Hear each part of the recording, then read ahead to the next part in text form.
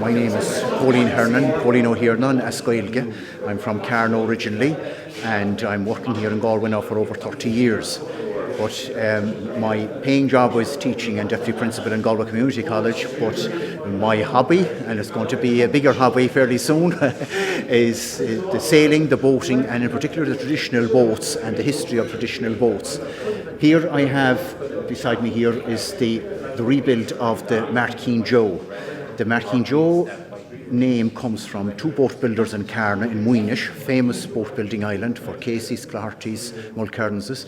But the Marin and Joe were two boat builders, two brothers, Mark Clarty and Joe Clarty. Mark Feather Warkish, we used to call them in Irish, and they built the original Marin Joe in 1987 in Moynish. She was sailed at the regattas, moved around different places, and sold off to Dublin about 12 years ago, where she was with John Lindsay in Dublin. And then a couple of years ago, he decided to gift it to the club here in Galway. And their project is to rebuild the Marin Joe. Now, the original one is up in Chantala, but this is what we might call the cloning of the Marin Joe, what we're doing here. And the Joe and the lads here are doing tremendous work here. The boat building skills were very strong in Galway in the past, but it died away definitely in the 40s and 50s, and then with Peter Connolly and the club and the Claddagh, they have revived the sailing and the traditional boat sailing and boat building club here in Galway. So this is a huge project for them. It's going to be, hopefully we'll have a big launch on it by the end of summer, and then we'll be on the water again. My name is Finbar O'Regan. I'm with Bow Waves, and we run marine training. I suppose the project here has been quite good in that we've had a number of the candidates over the years that have started off with their training at a basic level, and they've got their sea survival training, radio training, first aid training. Some of them are now up to skipper level, which is great. With the project developing the way it is, with marine tourism and stuff like that, being at that level will mean that they will be employable during the summer months to take out tours on some of the smaller boats, and as they develop further up, they'll get on the bigger boats as well. This has been a great initiative in that it's the ETBs and the DSP, they are getting more training and more assistance to get up to the level and get work in an area that they really enjoy doing. It's a brilliant project. It's one of the projects that we support from Galway Roscommon Education and Training Board, Adult Education Officer. And I really think that when you're talking about activation, getting people back into employment, it's very important to look at the traditional skills. This is certainly a traditional skill, around this coast part of the country. And of course, Ireland is an island nation. These are skills that should be replicated everywhere. And I'm delighted that we're part of it and that we can support the project. We have a sister project out in Rossmuck, where it's one of the boats from both Bothery and Claddagh out there being refurbished at the moment, and we're hoping to see that also in the water, and loads of boats, and helping young people and every age to come back into education, learn those wonderful skills, and get to grips with boating and sailing. Derek Nolan, delighted to be here. I think it's great that we were able to get Minister Burton down to see all the hard work that the CE scheme does. I think it's probably one of the best CE schemes I've ever come across. I mean, it's such a unique project that they're doing, restoring traditional boats. It's something that really wouldn't happen in the private sector. You need this community involvement.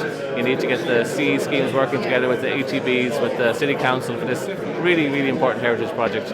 One of my favourite ones, which is why we invited Joan down, and I think she really, really thinks it's a strong example of what CE schemes should be doing. Joe Broder, Department of Social Protection, the Development Officer in charge of the Chantala Community Development Company, Community Employment Scheme, which are the company that foster this particular programme. We pay the allowances for the workers, we fund the training modules, and we pay for some of the materials. And we're delighted with the project as it's going ahead, and we hope to have 4 hookers at some stage, and hopefully a big involvement from the Council, from the Arts Council and Department of Social Protection. All pulled together makes a great job. Thank you. I know, it's great, and just to see the work that's going on. When I saw the boat being launched at the Volvo, I mean, it was absolutely fantastic to see it out there and ready to go, and now to see, if you like, the skeleton of what's going to be another very big boat, and also I've seen the boat from the States that's bigger again, and that's in dry dock at the moment. So I think it's a fantastic enterprise, and the cooperation between the Department of Social Protection, the people involved in the scheme here and working on it, the Galway, the city, the council, and indeed the Education and Training Board. It's real community cooperation in practice. So it's lovely to be here. I'm always delighted to have the Minister, particularly of DSP, the Department of Social Protection. The project itself has 2 or 3 strands, and one of them is that the trainees are supplied through the Department of Social Protection through the Community Employment Scheme, and there's 5 participants presently on this one.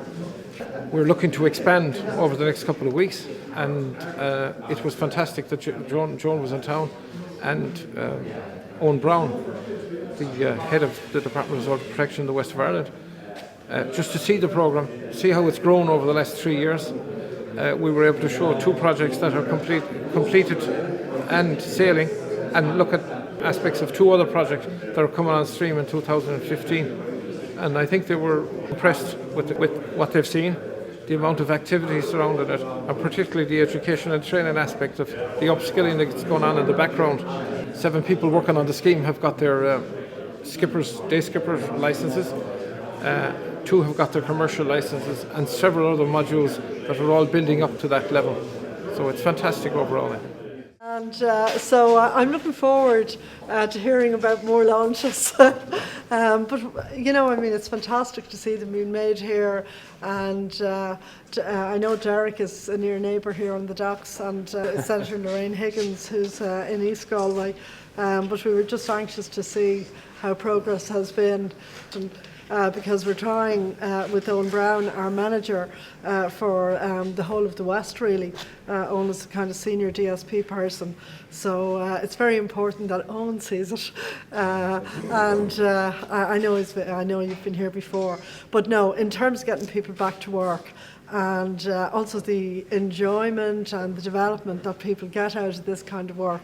It's just really important, and if then you can develop the link with tourism and with traditional crafts and skills, I think it's a win-win for everybody. I'm very conscious as well that both the council and the ETB, the Education and Training Board, that actually it is a partnership.